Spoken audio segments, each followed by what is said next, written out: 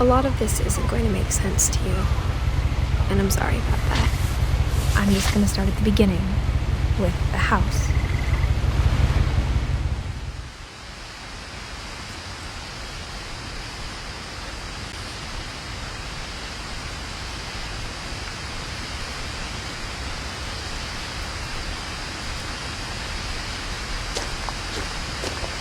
Someone had put up a chain-link fence, but it looked like I wasn't the first person to hop it.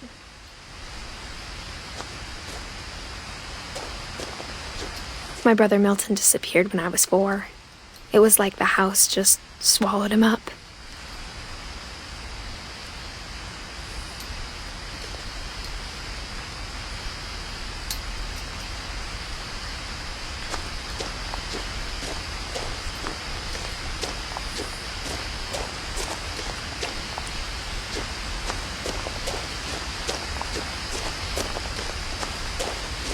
I lived here until I was 11, but I wasn't allowed inside half the rooms.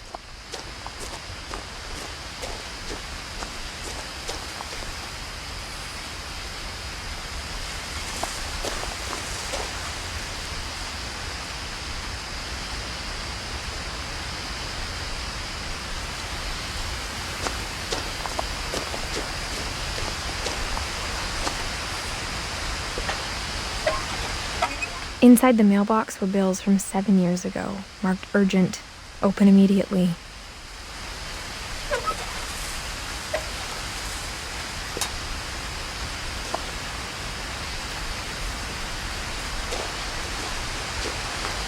I hadn't been back since my brother Lewis's funeral.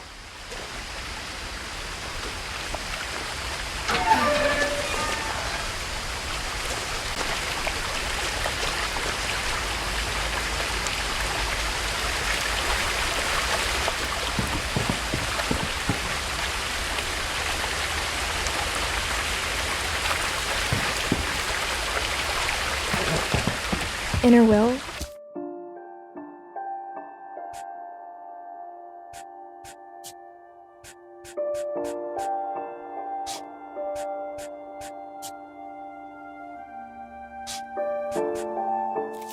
My mother left me a key, but didn't tell me what it unlocked.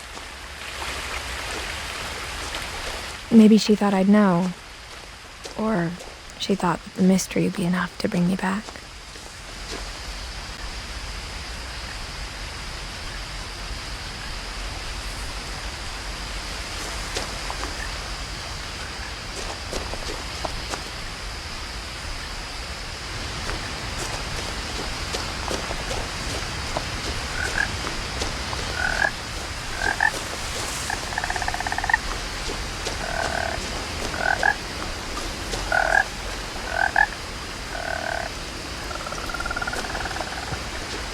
The truth is, even after I inherited the house, I never thought I'd come back to it.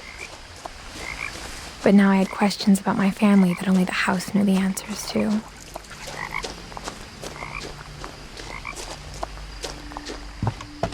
The woods around the house have always been uncomfortably silent, as if they're about to say something but never do.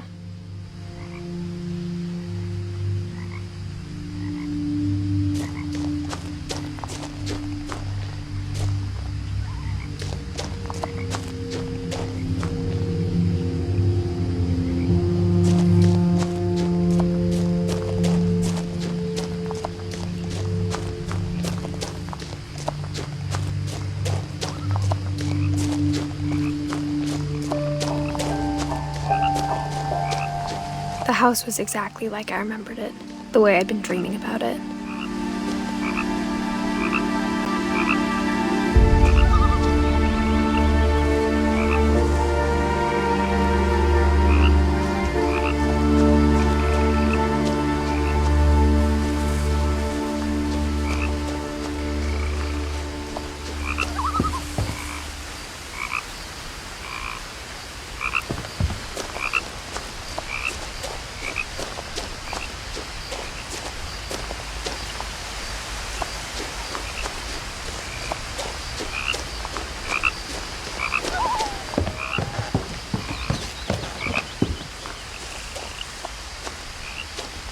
I asked Edie once about the dragon in the pond.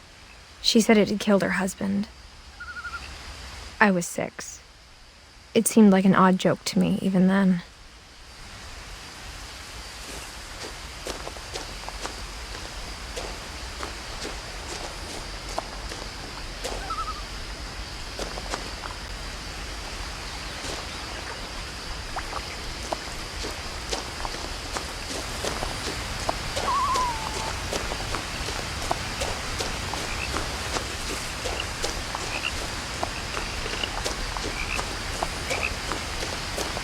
As a child, the house made me uncomfortable in a way I couldn't put into words.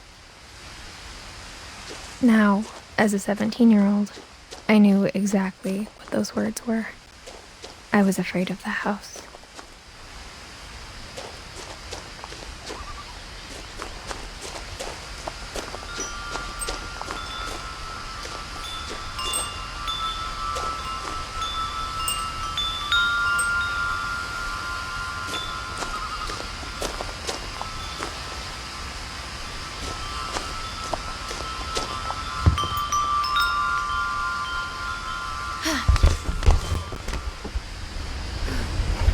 Crawling through the doggy door used to be a lot easier when I was 11.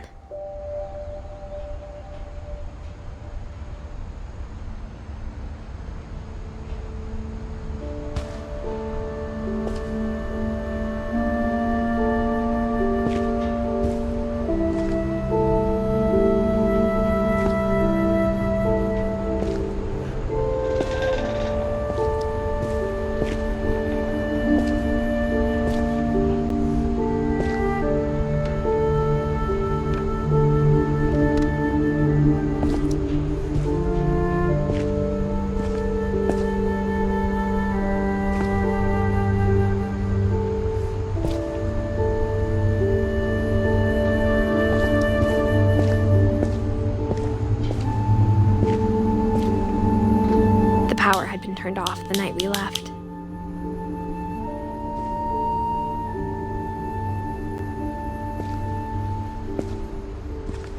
For the first time in years,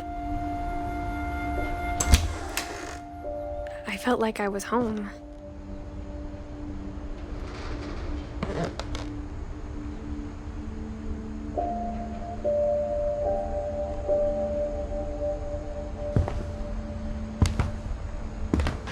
But instead of a family, there were just memories of one.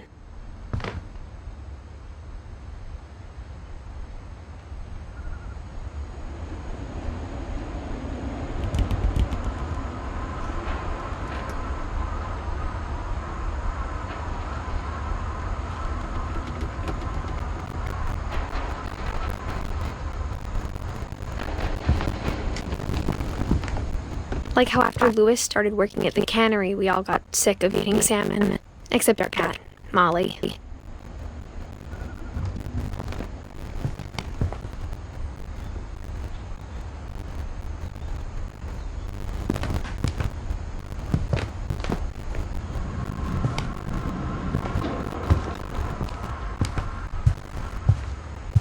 The table was still a wreck from the night we left. It was like a bomb had gone off, killing everyone but sparing the furniture.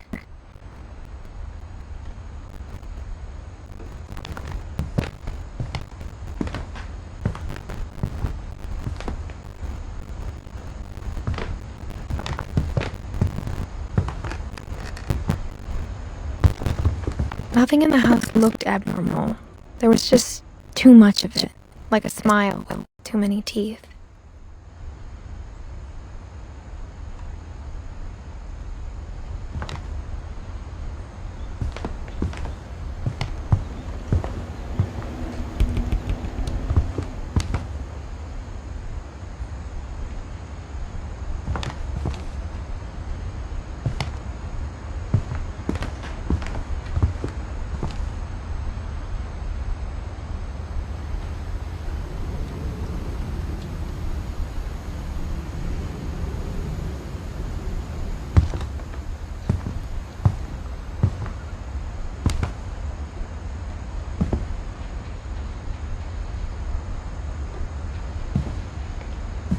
Mom always told me to stay out of the basement, so I wasn't too surprised when the key didn't fit.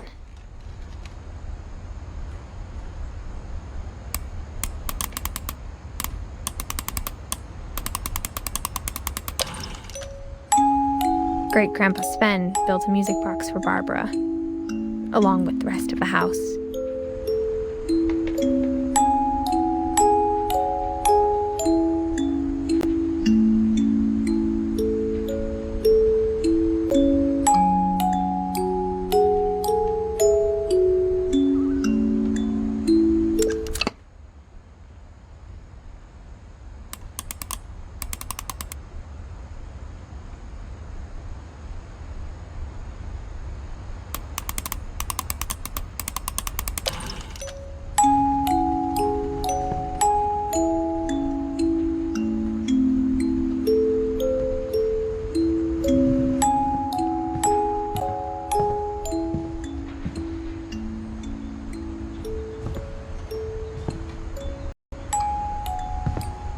My mom wasn't much of an optimist, but she never stopped believing that my brother Milton was alive.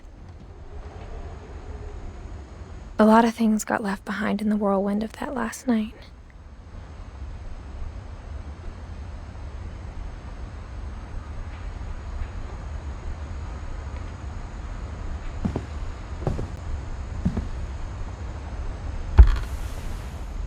Edie told me once that every Finch who ever lived is buried somewhere in the library.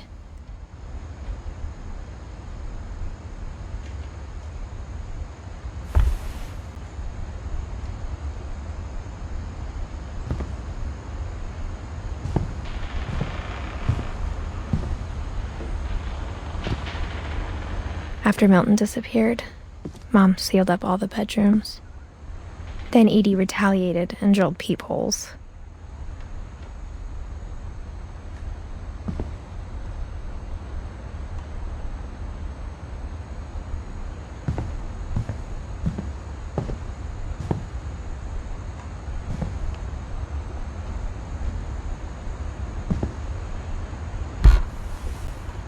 Molly always seemed like a girl I could imagine being friends with, if she hadn't died in 1947.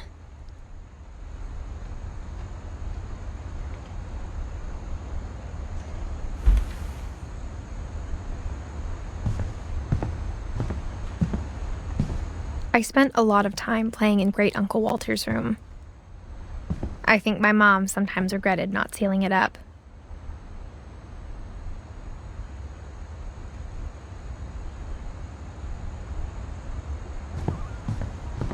Lewis told me there were secret passages, but I never believed him.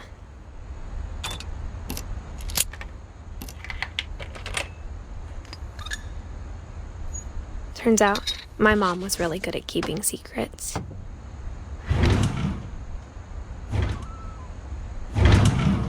Now it was time to find out what my mom had been afraid of.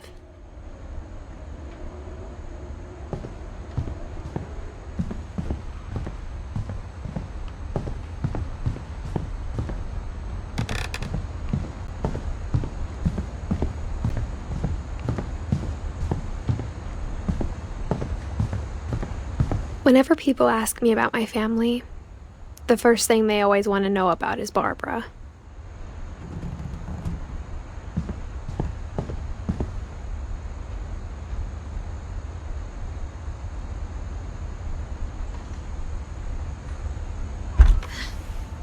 Barbara was a child star for 2 years, until America grew out of it.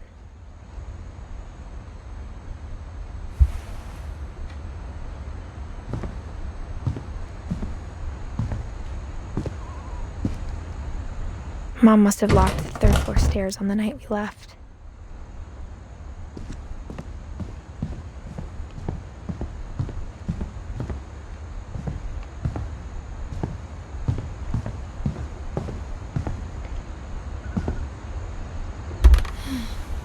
My Grandpa Sam spent 7 years sharing a room with his dead brother, Calvin.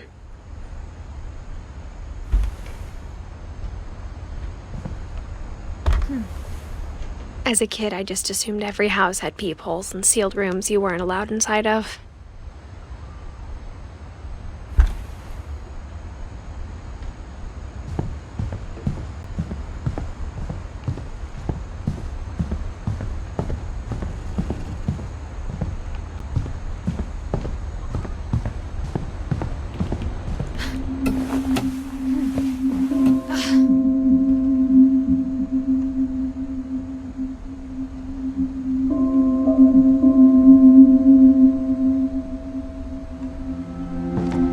From the paintings on the wall, it was clear my brother Milton had been here before me. Reading this, maybe it sounds like I had a plan.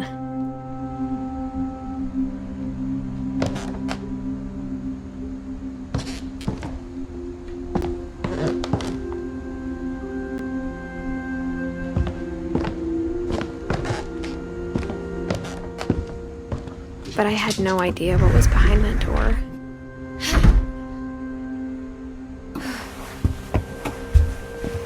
Just like I had no idea where all this was gonna lead.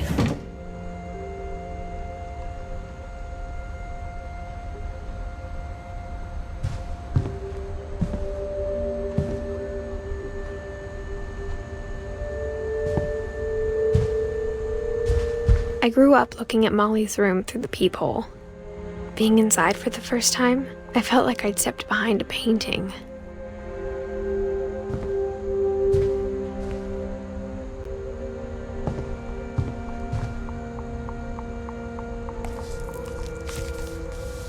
December 13th, 1947.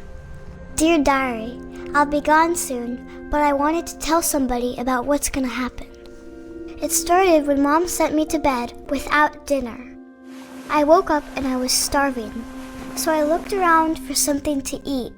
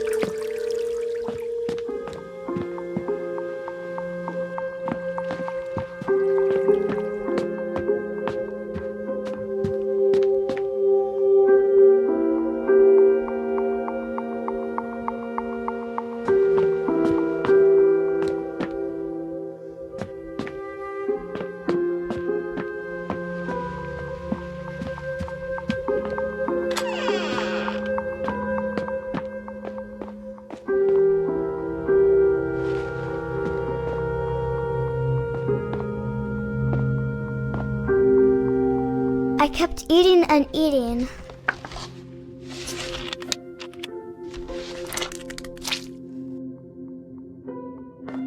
I ate a lot of things that night.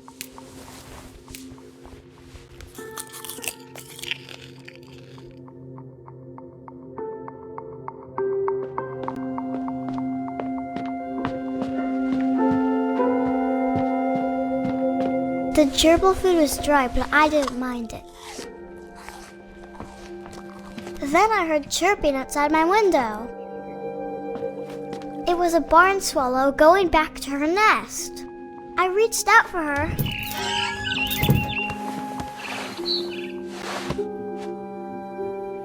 And suddenly,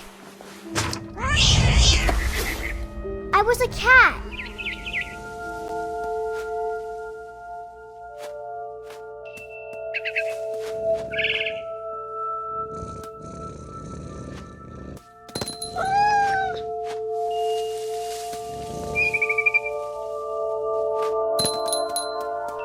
I tried to be quiet, but the bird was really scared.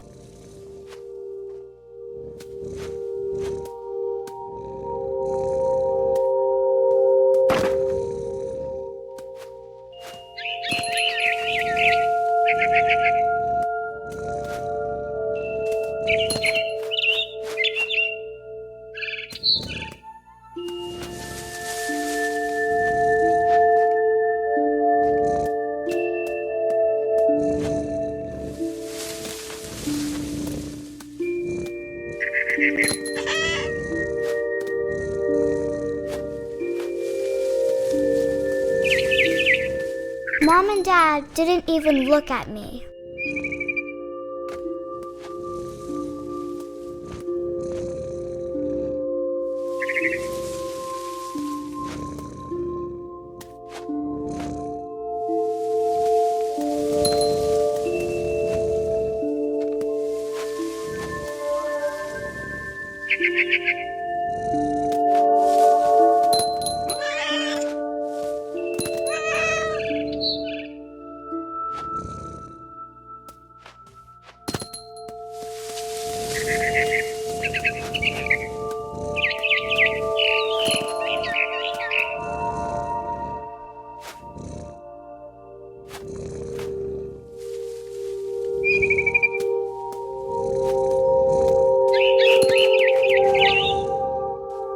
jumped and I almost got her.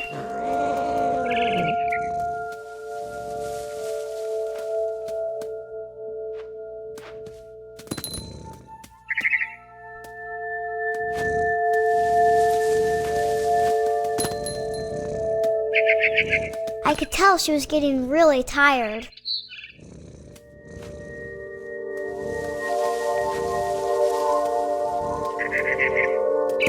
Now I was up in the big tree. I promised Dad I wouldn't climb it anymore.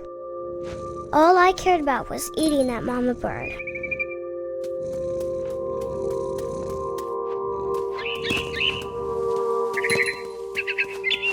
I gobbled her up. And suddenly, I was an owl. First, all I heard was the wind. Then I heard little teeth nibbling in the grass.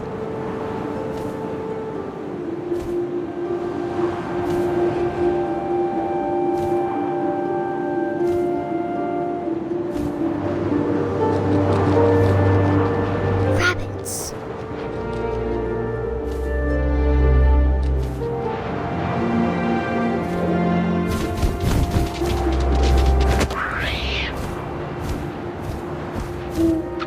I imagined his face looking up and seeing mine through my talons. I swallowed him up, and I didn't chew one bit. Then I flew off to find something bigger.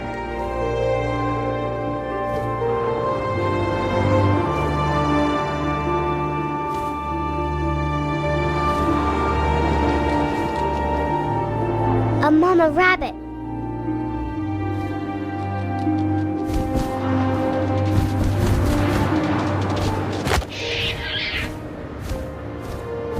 She was almost too big to carry. I started choking, but I couldn't stop eating. And suddenly, I was a shark.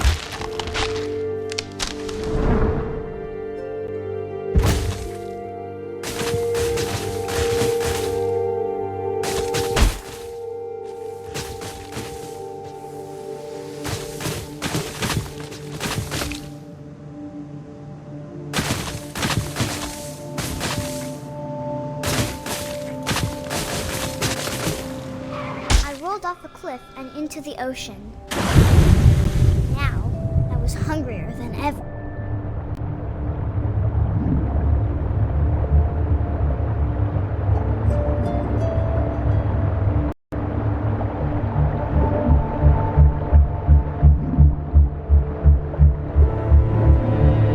I wanted fat, juicy seals.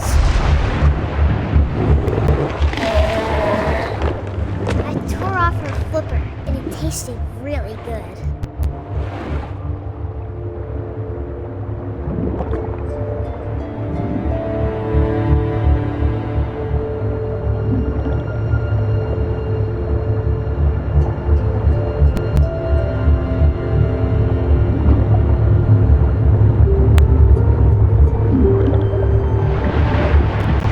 I grabbed on tight, but I was so hungry.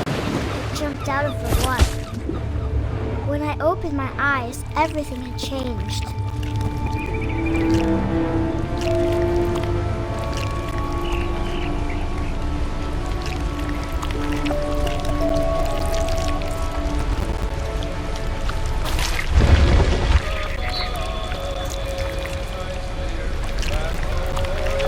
Now I was a monster, and I smelled people everywhere.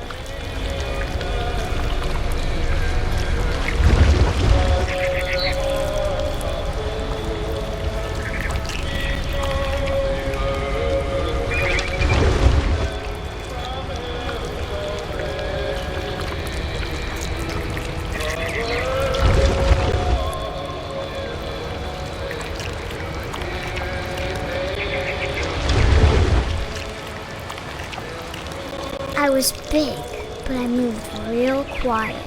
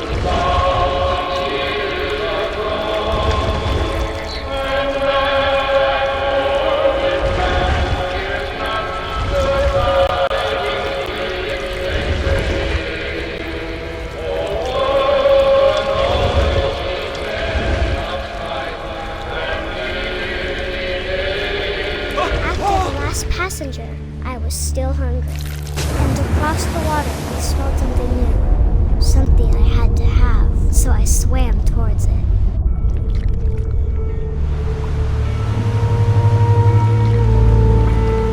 I slithered onto the sand, and the good smell went into an old pipe.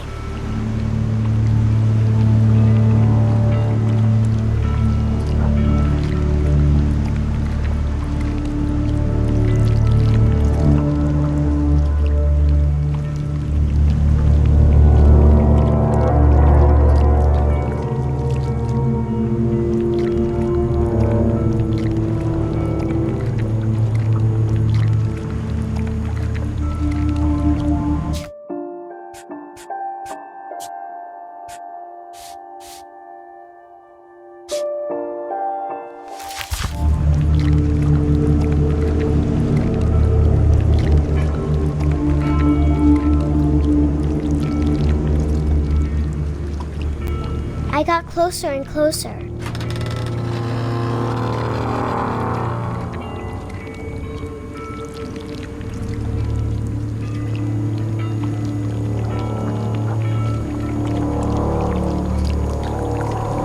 All of my stomach started growling.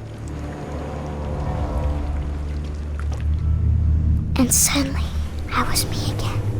I held my breath for a long time, but I couldn't hear anything. I think it's waiting for me to fall asleep. But it's not going to wait much longer. It needs to feed, and we both know I will be delicious.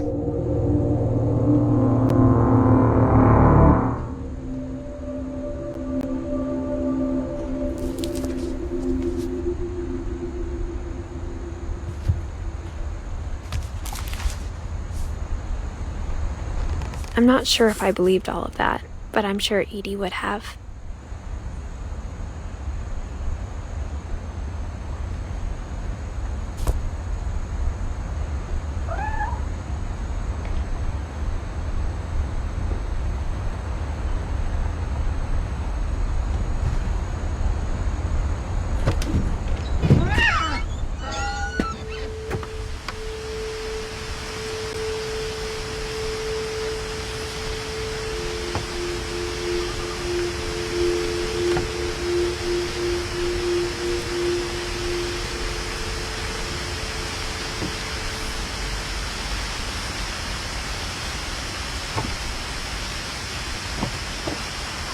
This will be obvious later, but my mom never told me any of these stories.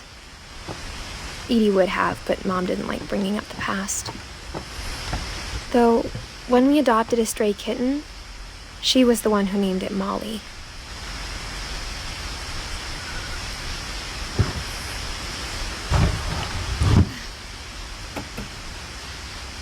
I spent a lot of time in Great-Grandma Edie's room.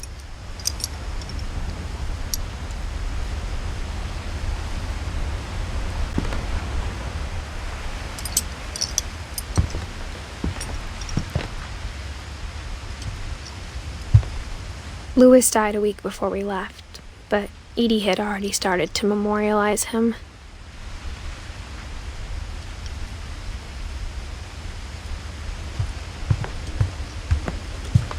Edie gave a big interview about a mole man living under the Finch house. My mom was furious.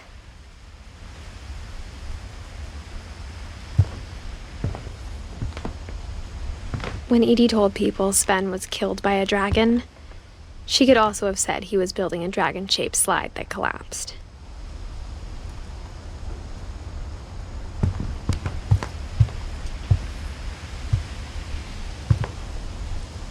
Her room was like a museum.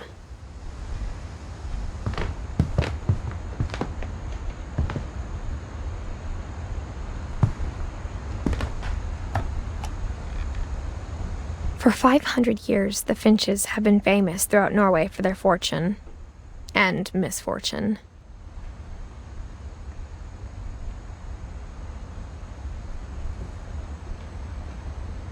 Odin Finch buries the latest victims of the family curse, his wife Ingeborg and their newborn son, Johan.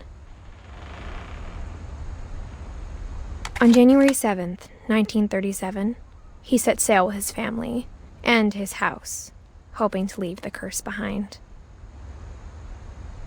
But 40-foot waves off the coast of Washington send the house and Odin to the bottom of the sea. Odin's daughter Edie, with husband Sven and baby Molly, step ashore on their new home, Orcas Island. Edith Finch is the first to be buried in the new family cemetery. His daughter Edie is already dreaming of a new Finch house.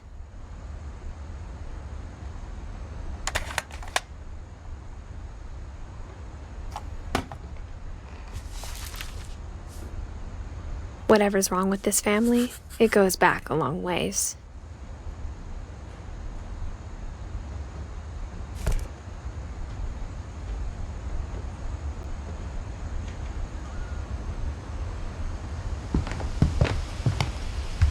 Edie knit me a new pair of gloves every year, just in time to replace the old ones.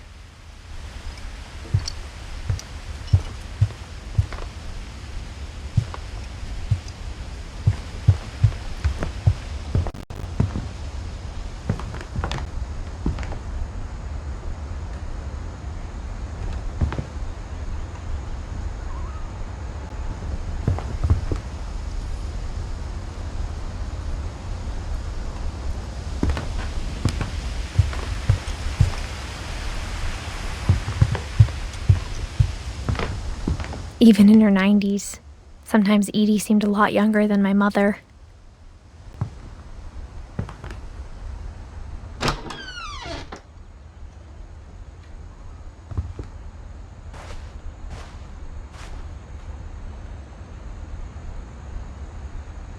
The only trace Grandpa Sam's first wife, Kay, left on the house was the pink bathroom.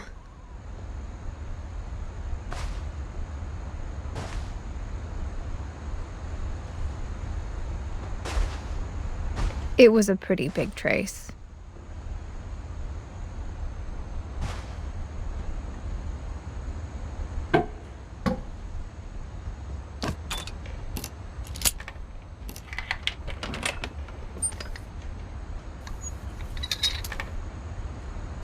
There's a secret in this bathroom.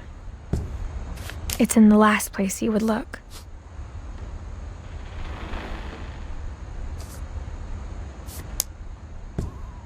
It isn't in the cupboard.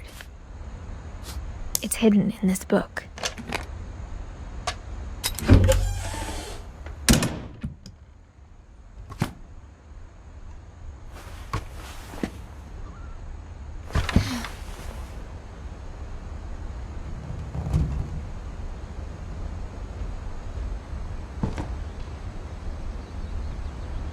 Sven gave Sam an old camera he'd refurbished. He never put it down.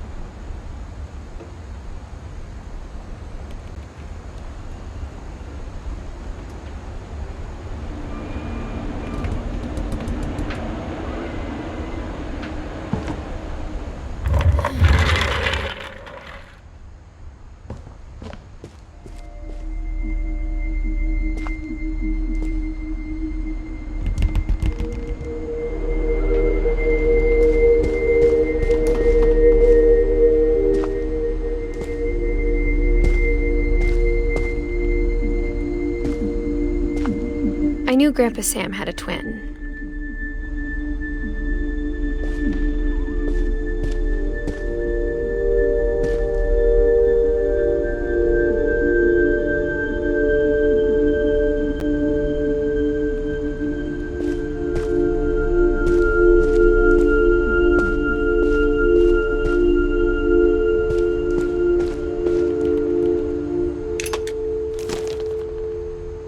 and that he never talked about him.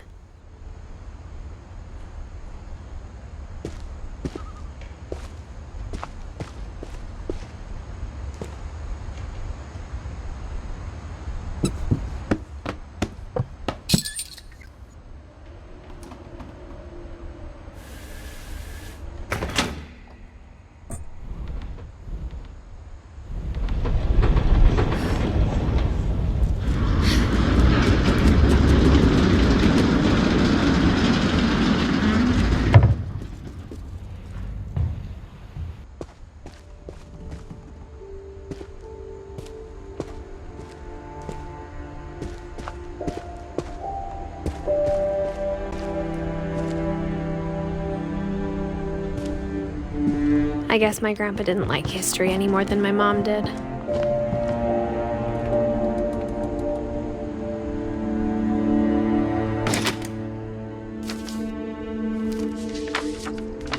How I Want to Remember My Brother by Sam Finch. The thing I remember is that when he made up his mind, that was it.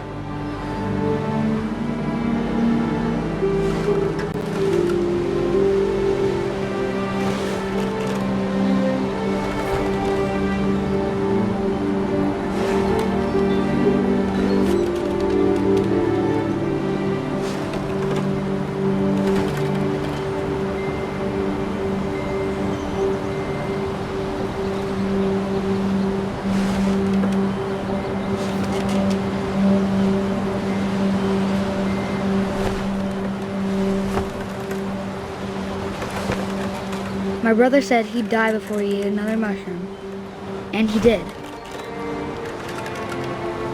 At Barbara's funeral, we swore we'd never be afraid again, and he wasn't. I think Calvin always wanted to fly. Sam! Calvin! Dinner's ready! Coming! But that day, he finally made up his mind to do it. I told him going around was impossible. Maybe if I hadn't said that. Calvin! I'm not gonna tell you again! Maybe if the wind hadn't picked up. Then maybe he'd still be here. But I doubt it. I think he'd already made up his mind.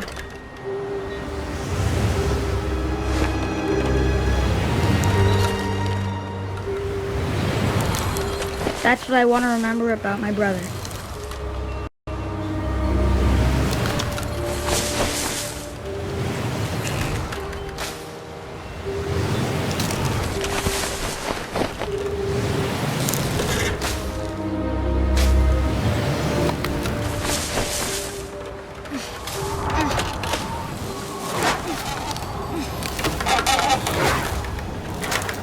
The day he made up his mind to fly. And he did.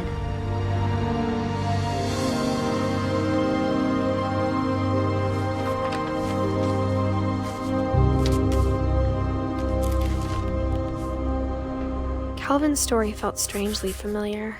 When I was younger, I remember trying to do the exact same thing.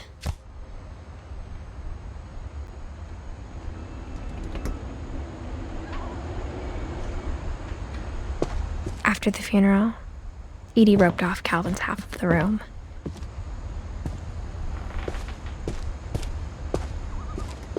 Mom said Grandpa Sam enlisted at 18 and never set foot in the room again.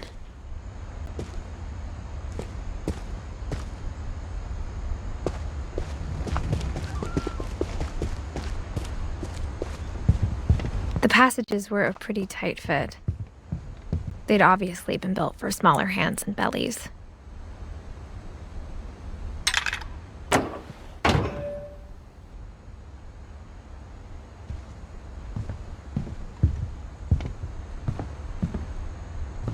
Edie's father, Odin, built the original house.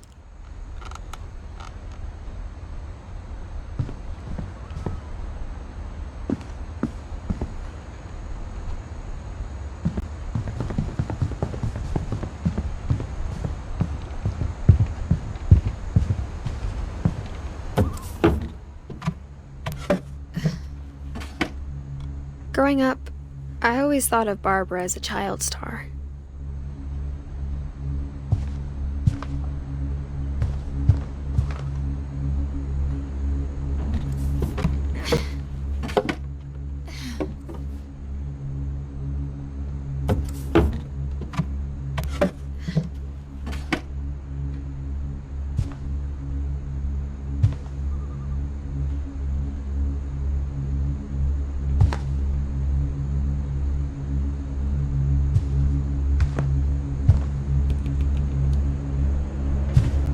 I never thought about how hard it must have been for her afterwards.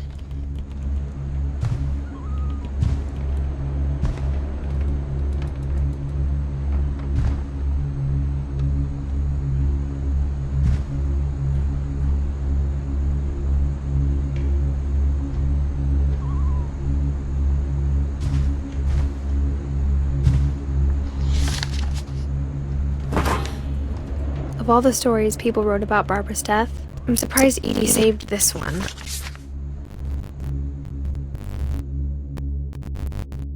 Old Jack here with another ghastly tale inspired by America's most unfortunate family.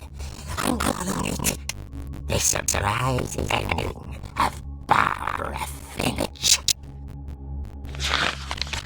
As a child star, Barbara was famous for her scream. Now at 16, she was all washed up. A has-been. But in a lucky break, she'd been asked to perform her signature scream at a local convention for monster movie fans. It was just the boost her career needed. Unfortunately, her scream hadn't aged well. Getting better. I think you just need the right motivation. Her biggest fan and current boyfriend, Rick, was about to demonstrate when... Now that was a great scream. It was Barbara's father, Sven. He'd slipped into a table saw and had to be rushed to the emergency room. So Barbara got stuck babysitting her youngest brother, Walter. Her convention comeback was cancelled. Okay, I'm hearing frustration, but I'm not hearing terror. What if I tried... A gang of hoodlums in Halloween masks have been terrorizing Orcas Island tonight. Police are urging residents to... That came from the basement. You're right! Also, I loved your delivery on that. Why is your basement door locked? Because my dad likes making puzzles and secret passages. There's a key hidden in the music box. The secret is to keep winding and winding until finally the key pops out. Thanks, babe. I'll be back in a sec.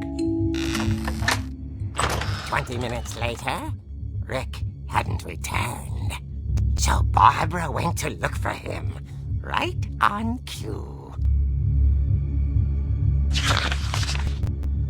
She reached for the music box.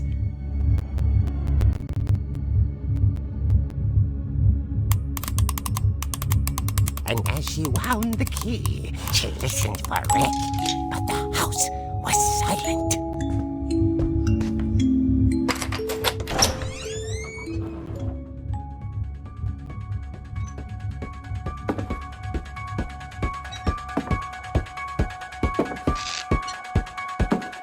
She found Rick's crutch and imagined the worst.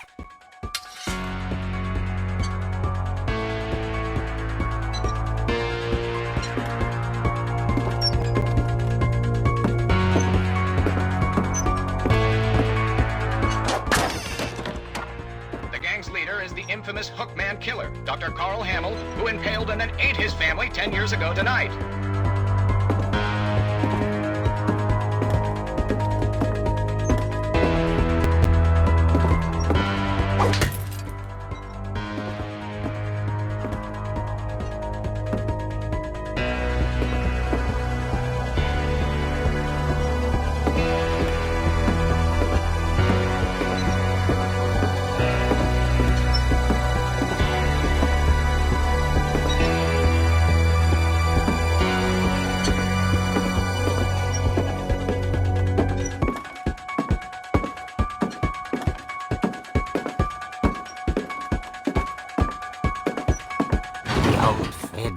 rattled and grew still.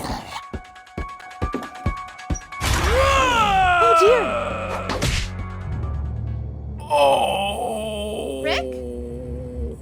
Barb, relax. I was just trying to scare you to help you find your scream. Well, I'm not scared, Rick. I'm furious. Then act furious. All I'm getting from you now is that you're hurt and confused and... She threw him out, but she kept a little something to remember him by. Barb, have you seen my other crutch? And she was still holding it when she fell asleep watching the late picture show. Hours later... Barbara! Walter, what's going on up there? Ah! Okay, I'm coming up, but if this is a trick, you're dead, Walter.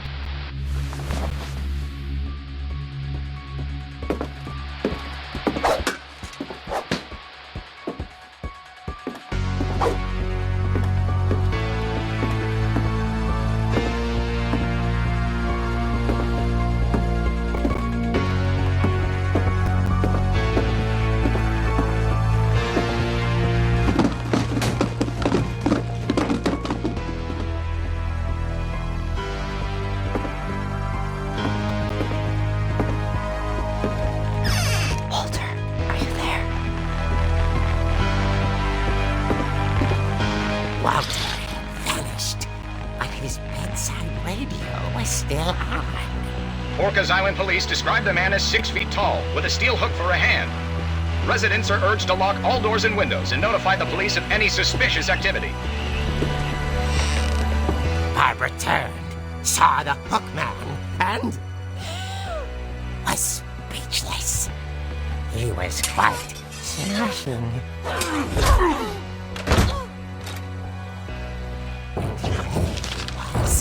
He couldn't get enough of Barbara. Okay, Barbara, there's gotta be another way out of here. That night, she played her part beautifully.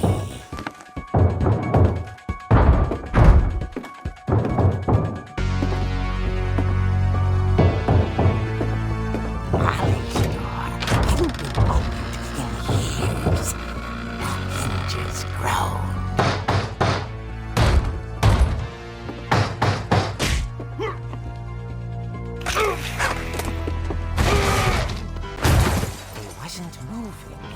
But she sensed the story might not be over yet.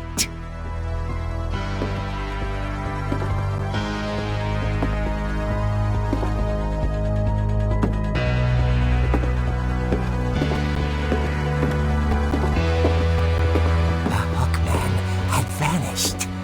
She listened for his breathing, but all she heard was...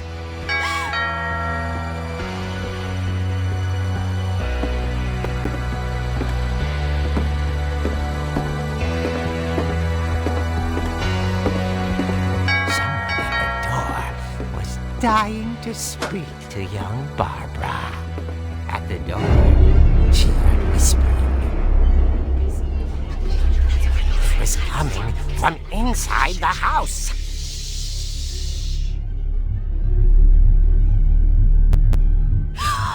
Oh dear.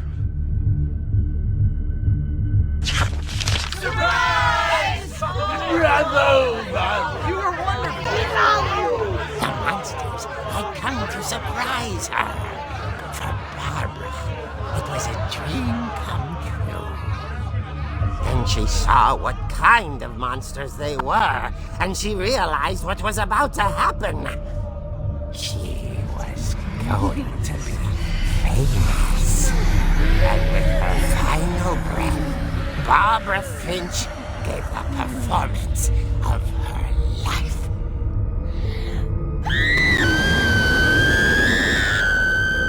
I wasn't there myself, but I hear Barbara was magnificent.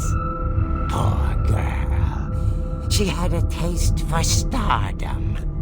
But unfortunately, so did her fans. Of course, the police blamed it all on poor Rick, who disappeared the same night. And little Walter? Hiding under his bed the whole time. He took it all pretty hard. But that's another story. As for Barbara, tucked inside the music box was all they ever found of her. Her ear. Now that's what I call a real eerie tale.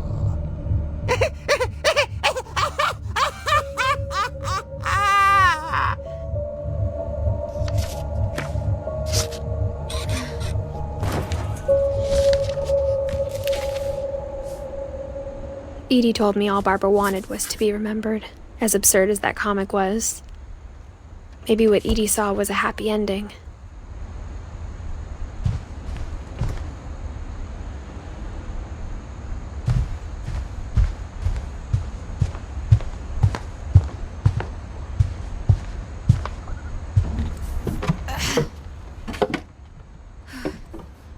I guess now I know why Mom didn't like me playing with the music box.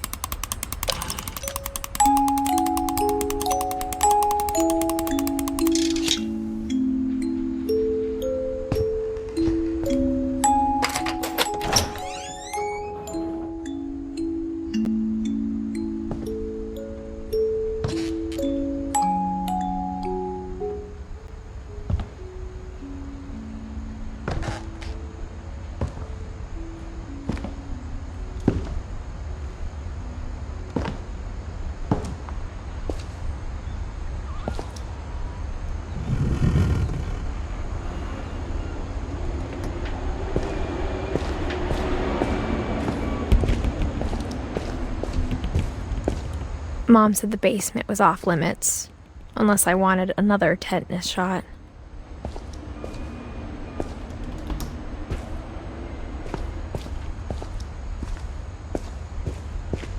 I saw Edie sneak down to the basement once, carrying packages. I thought maybe she was hiding presents.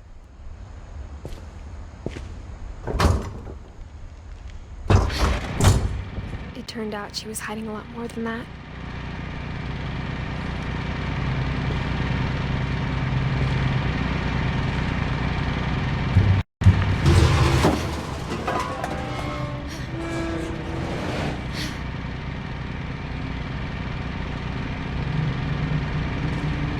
I remember asking Mom once about where Walter had gone.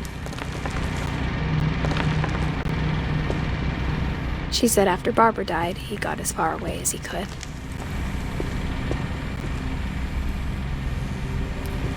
If there's a pattern in all these stories, I think it's that none of us has gotten very far.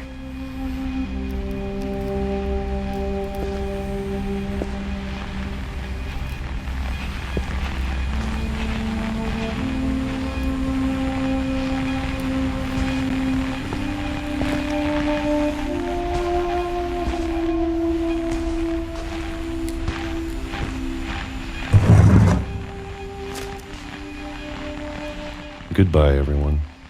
I can't believe I've been down here for 30 years. On that first day, after the shaking started, I didn't think I'd survive a week.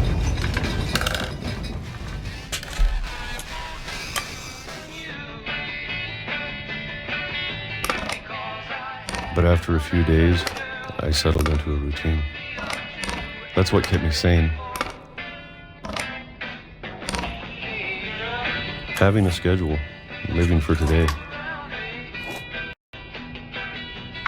I always expected to be dead tomorrow. But if you wait long enough, you get used to anything.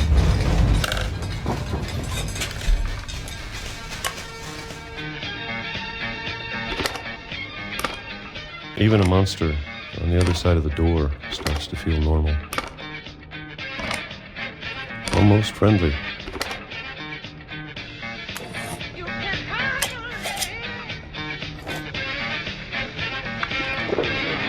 And then one day, everything just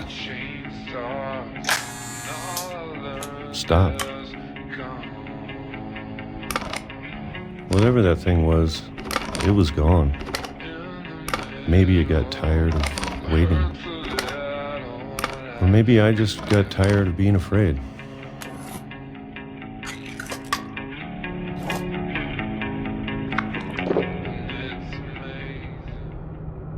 It's been a week now, the longest in 30 years. I'm done waiting. I have to leave while I still can.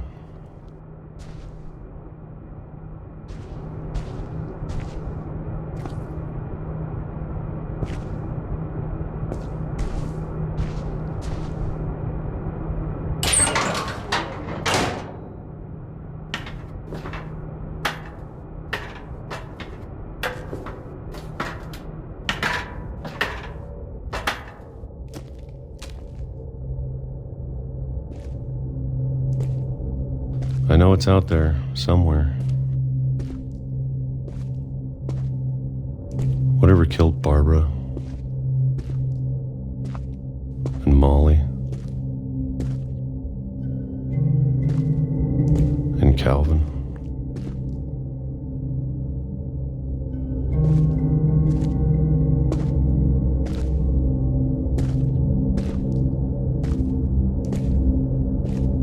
Maybe this is all a mistake. But I need to stop living the same day, even if it kills me.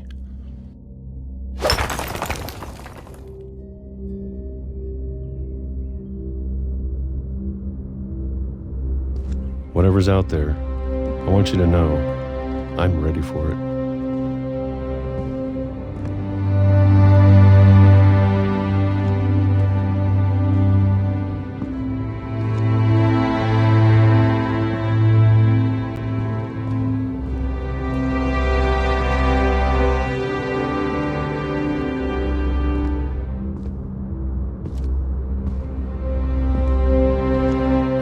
Appreciate all of it, especially the food.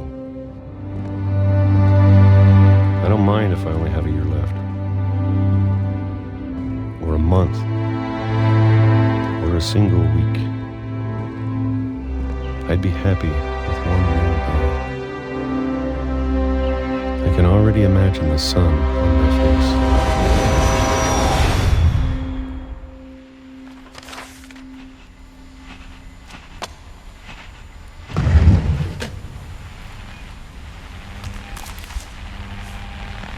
Walter died when I was 6. I can't believe my mom never told me he was down here.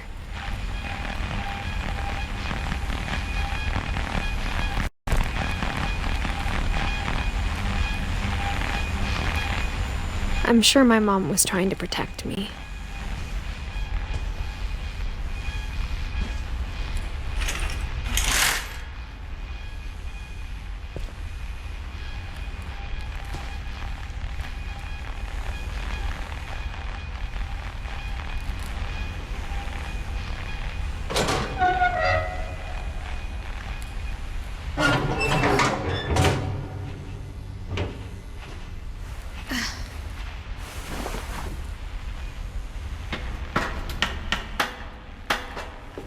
Maybe she was afraid I'd end up like Walter.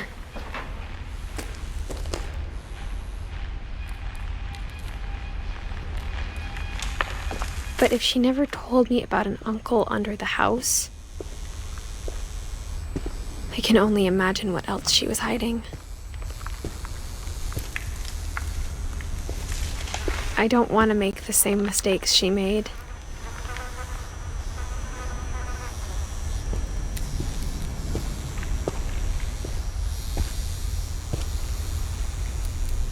Trying to bury something that's still alive.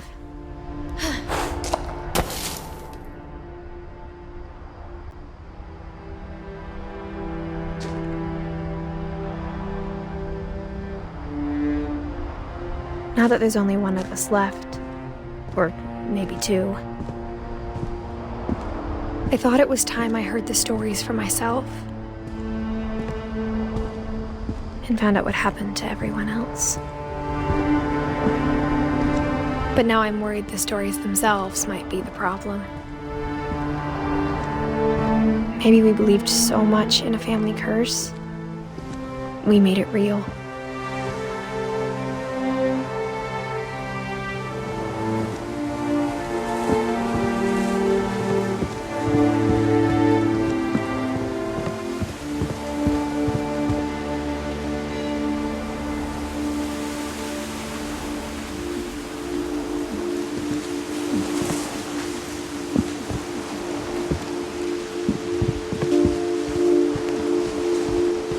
I don't know if I should even be writing this.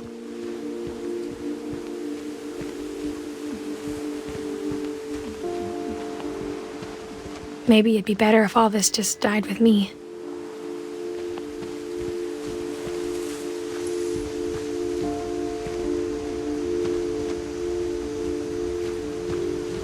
But I thought you should know about your family.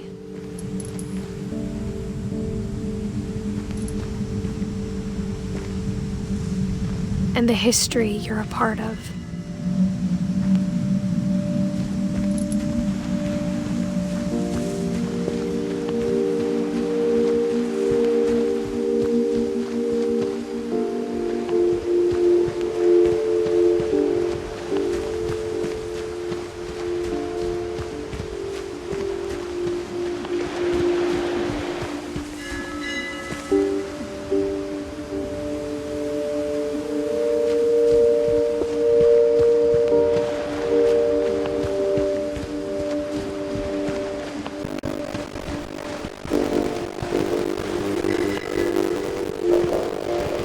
Honest, I feel lost as you probably do right now. I think the people in these stories believed them, for what that's worth.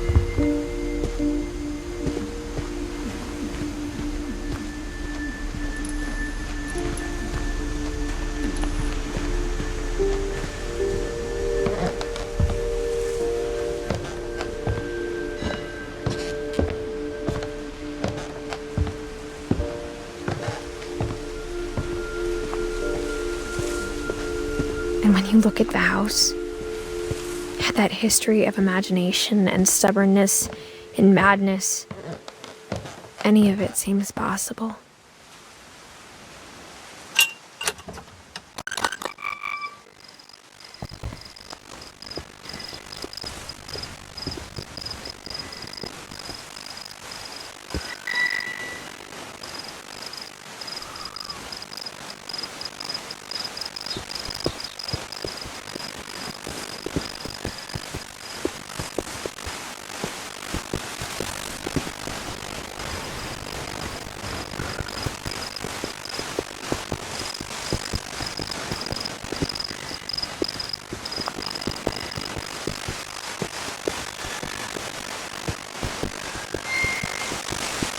I think we've been surrounded by death for so long, we just got used to it.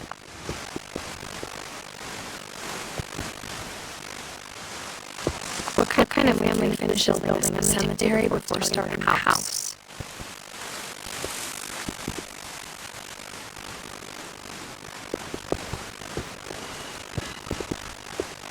It's embarrassing for me to admit this, but the pet cemetery made me more uncomfortable than the human one. 3 of the gerbils were mine, and 2 had been my fault.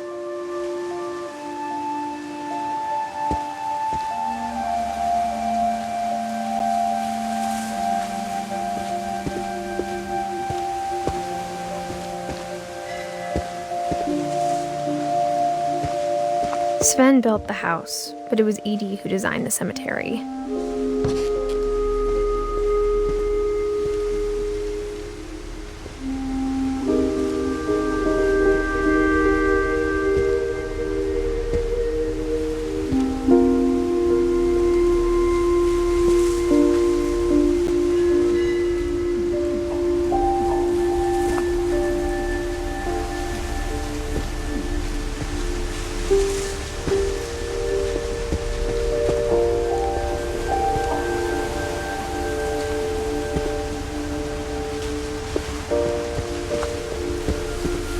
I'm sure Odin's monument had been Edie's idea.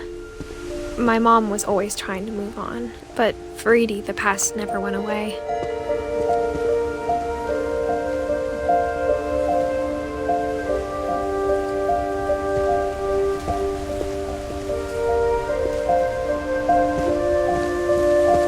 She could see it poking out of the water at low tide.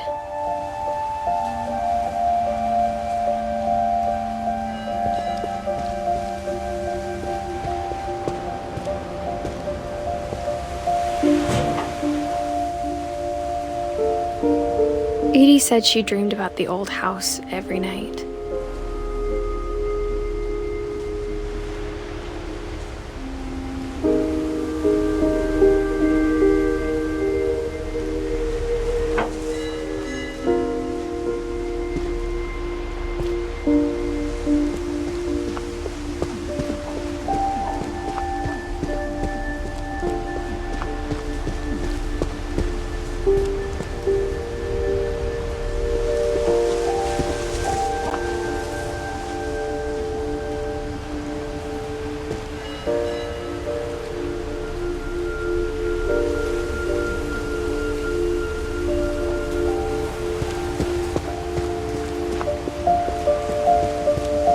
Edie's side was always easier for me to understand. But the older I get, the more I can see where my mom was coming from. Her dad had been pretty strict, but it wasn't enough to save her brothers. She was just trying to do better.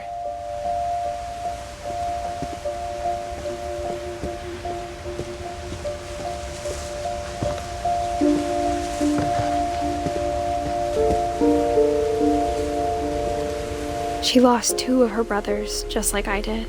I get why she tried so hard to protect us.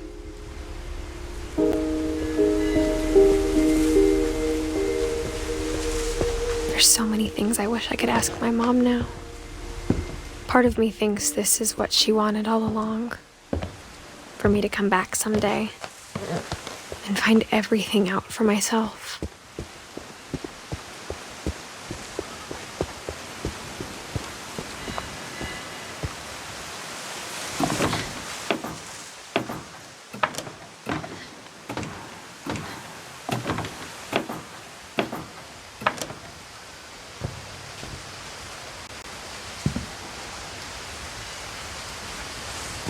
But looking back on it now,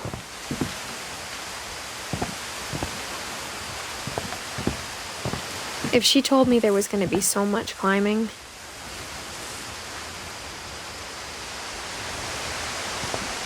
I never would have come when I was 22 weeks pregnant.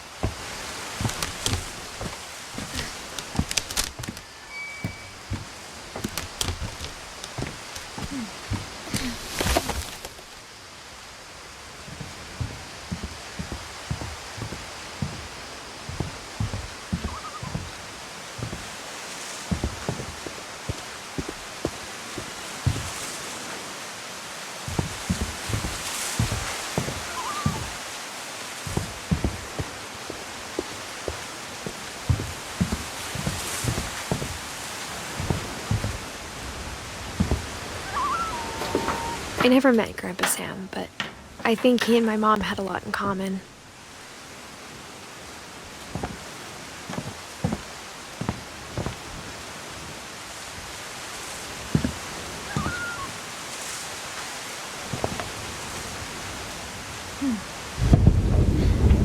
They were both pretty intense.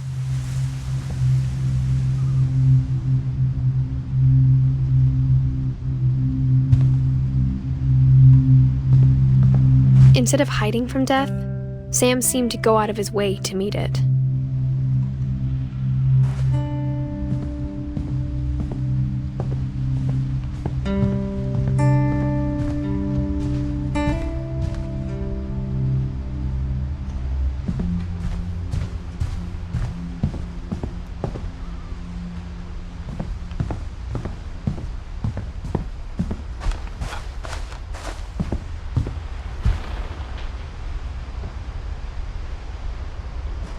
Sam spent his life shooting photos, but Mom said he got nervous being in front of the camera.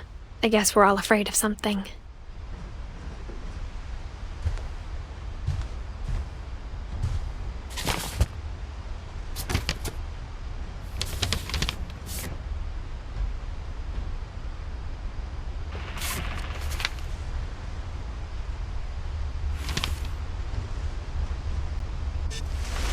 Dawn, I promise, you'll never forget this weekend. Yes, sir. These memories are gonna last a lifetime. Am I gonna have to shoot anything? It's a hunting trip, Dawn. Shooting is strongly encouraged.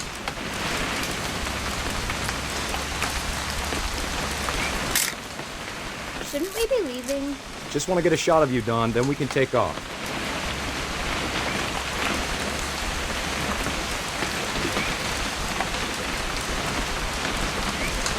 What? Perfect. It's gonna rain the whole weekend, isn't it? We'll never forget this weekend, Dad. That's the spirit. Okay, got it. I'm gonna take some pictures, okay? Just be careful. The camera's older than you are.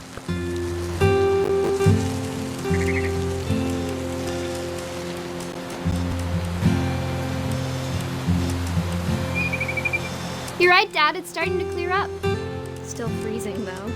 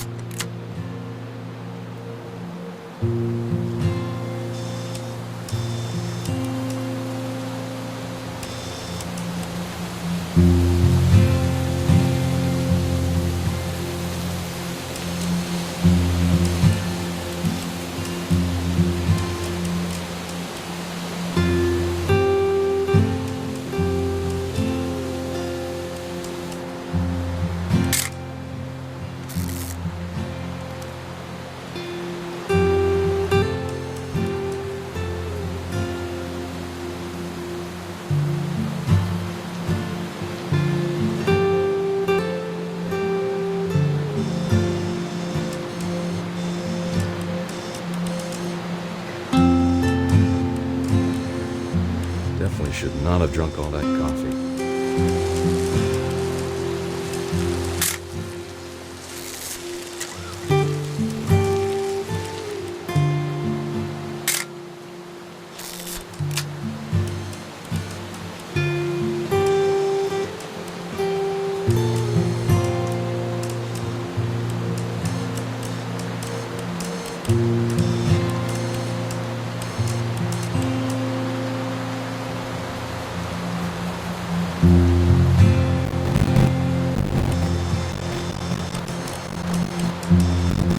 Nothing quite like being outside. Hold still while I take a picture of you. I definitely won't be moving. Are you done yet? Does it sound right? That's a keeper. I'm just saying, I'm not always gonna be here, Don. You'll need to remember this stuff if you want to survive. I'll be fine, Dad. You know who else thought he was gonna be fine? Some guy who died. Don, I'm being serious. I know, Dad. You're always serious.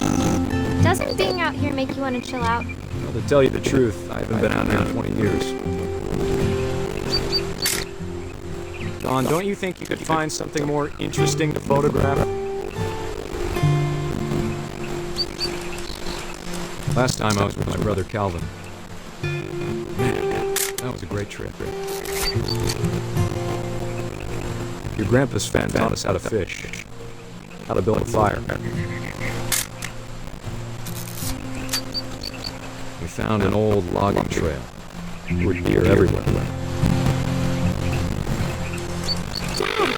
Good eyes, Don.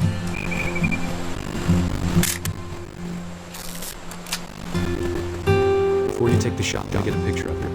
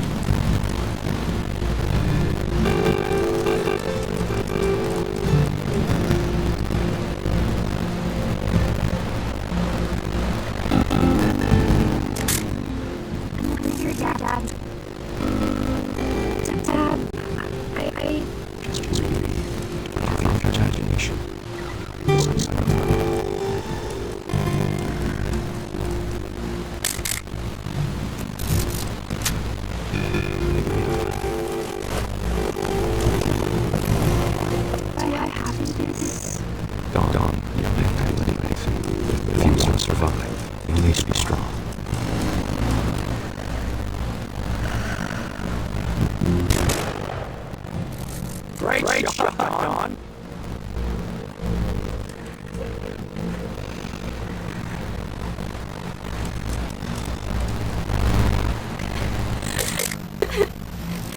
I'm proud of you, Don. I'll always remember that, okay?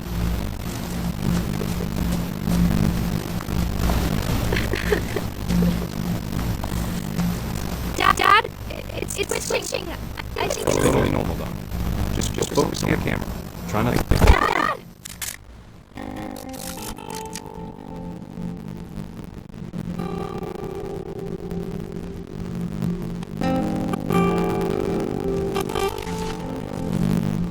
Of all these stories, that's the one I wish most that my mom had told me.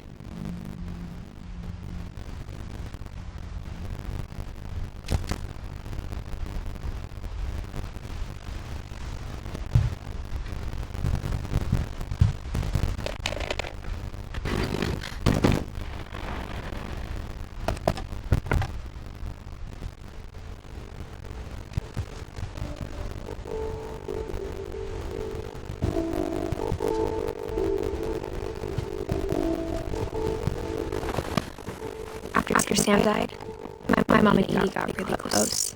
They'd both lost a lot.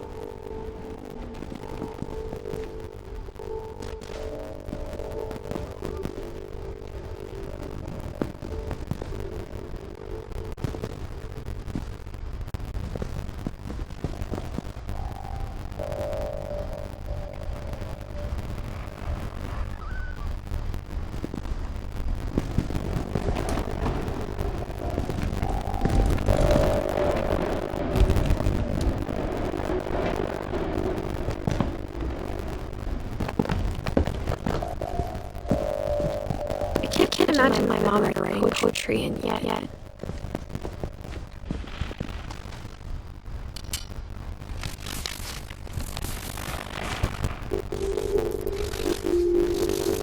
Dear Kay, you remember the way Greg used to laugh when he thought he was alone? Like something funny was happening, but only you could see it. I think he's safe, the rest just don't.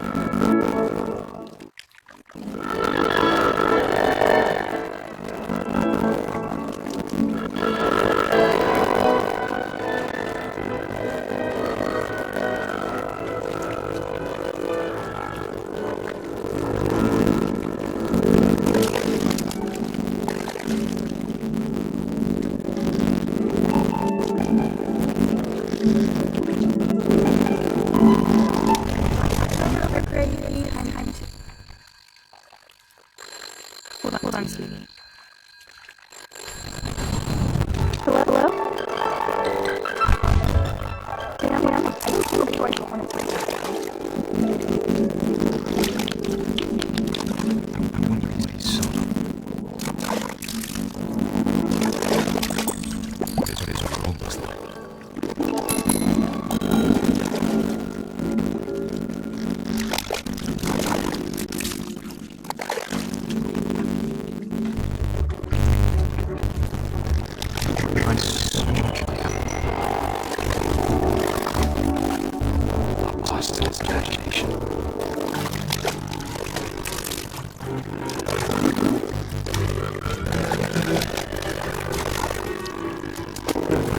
He saw.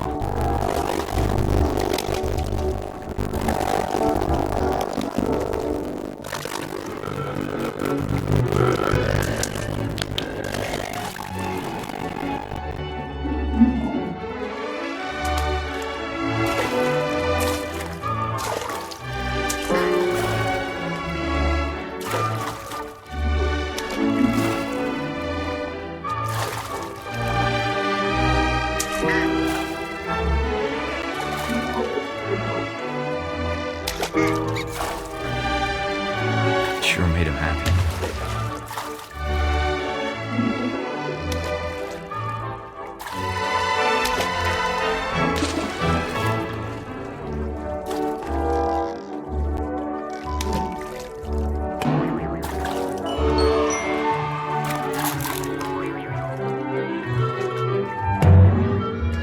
I know how silly it sounds.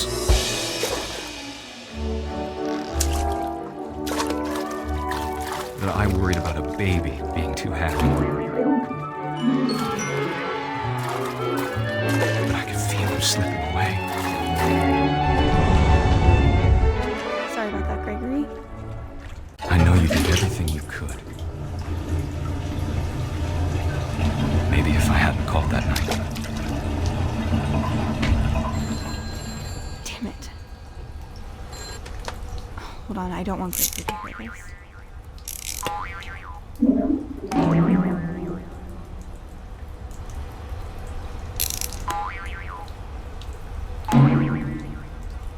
I wish he could have told us about the world he saw.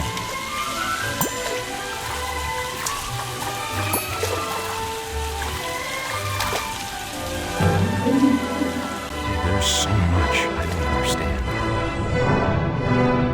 about Gregory, about everything.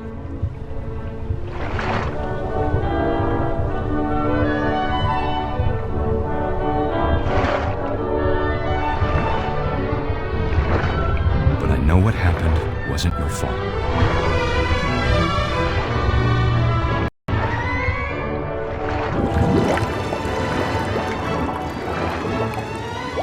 I'm sure he's happy. And he'd want you to be happy too. Good luck, Kay. Love, Sam.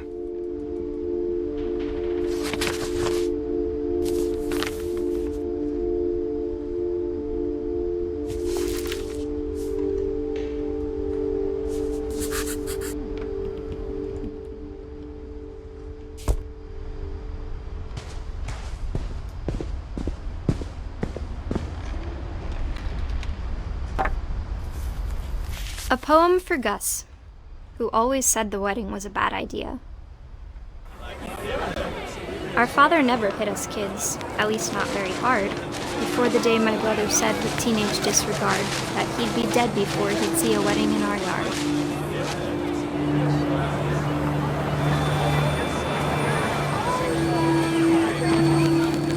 My father made him come, of course, but Gus stood far apart, just flew his kite and bottled up the storm inside his heart.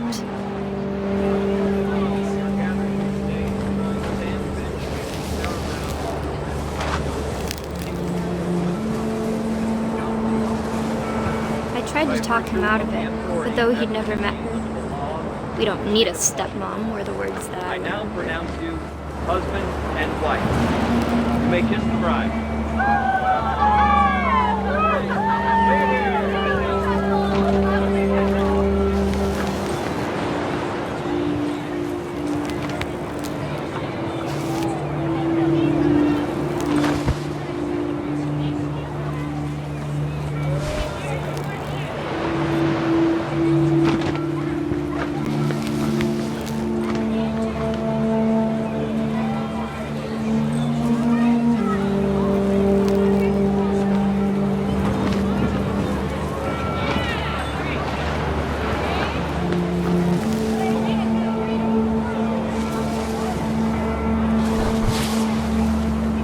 When the time for photos came, Dad ordered him to come here.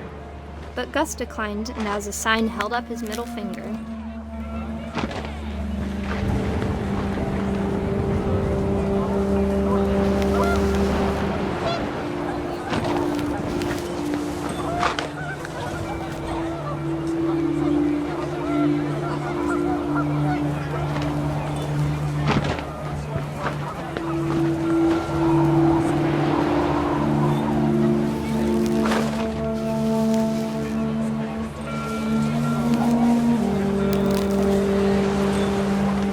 Wind picked up, and panicked geese appeared and quickly went. But all the humans did that day was go inside the tent.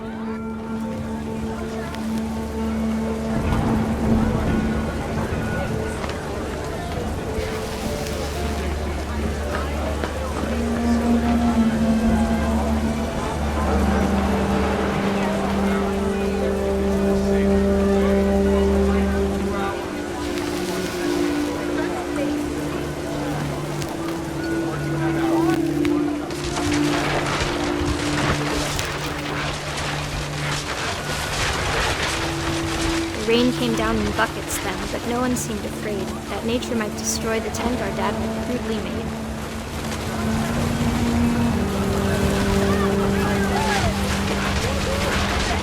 The thunder sounded much too close and full of angry power.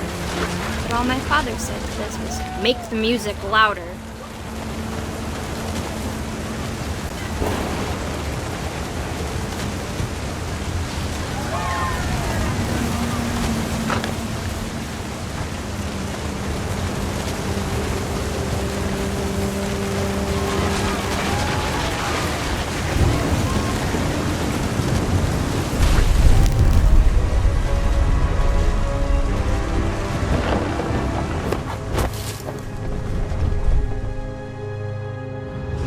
I wish that I could truly say I thought about you on that day. Out there on the beach alone, just you, the wind, the sea and foam. But I didn't, until we found you.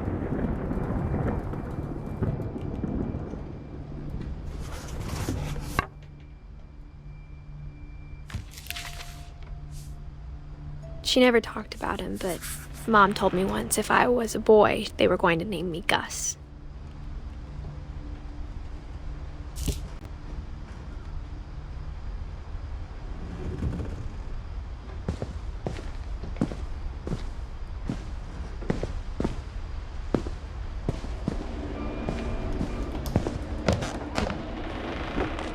My mom moved up to the loft after her brothers died. At the time, it was as far away as she could get.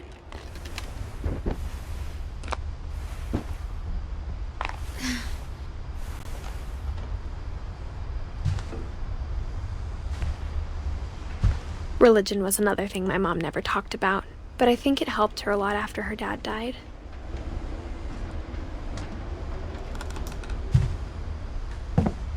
She spent a summer building houses in Calcutta, where she met my dad, Sanjay.